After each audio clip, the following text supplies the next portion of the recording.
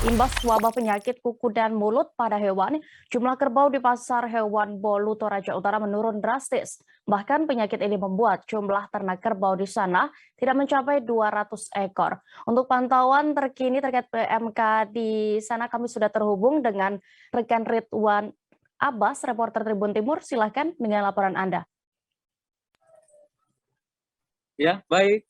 Meningkatnya penyakit mulut dan kuku pada hewan, kerbau di pasar hewan Bolu Toraja Utara, Sulawesi Selatan menurun drastis.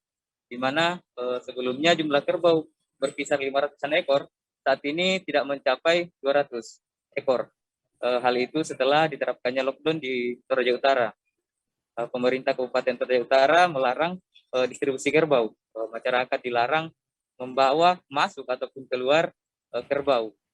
Sementara pemasok atau penyuplai kerbau terbanyak di pasar hewan ini berasal dari Pulau Flores dan Sumbawa. Ya, seperti diketahui, pasar hewan Bulu ini merupakan titik pertama terdeteksinya kerbau bergejala PMK lingkup Sulawesi Selatan, di mana pertama kali terdeteksi pada Senin 4 Juli 2022 kemarin. Saat itu dilaporkan 7 ekor kerbau bergejala PMK. Berselang 5 hari, 71 ekor kerbau bergejala PMK. Bahkan menurut laporan terbaru Satgas pada 15 Juli kemarin, jumlah kerbau bergejala sudah mencapai 129 ekor. Jumlah ini menyebar di 13 kecamatan di Toraja Utara. Terbanyak di Kecamatan Tondon sebanyak 47 ekor kerbau. Menyusul Kecamatan Talung Lipu sebanyak 45 ekor.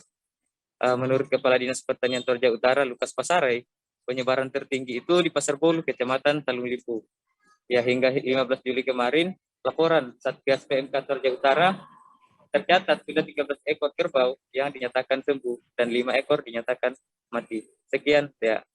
Baik, terima kasih rekan Ridwan untuk laporan Anda dari Toraja. Selamat kembali bertugas. Jangan lupa subscribe, share, komen, dan like ya.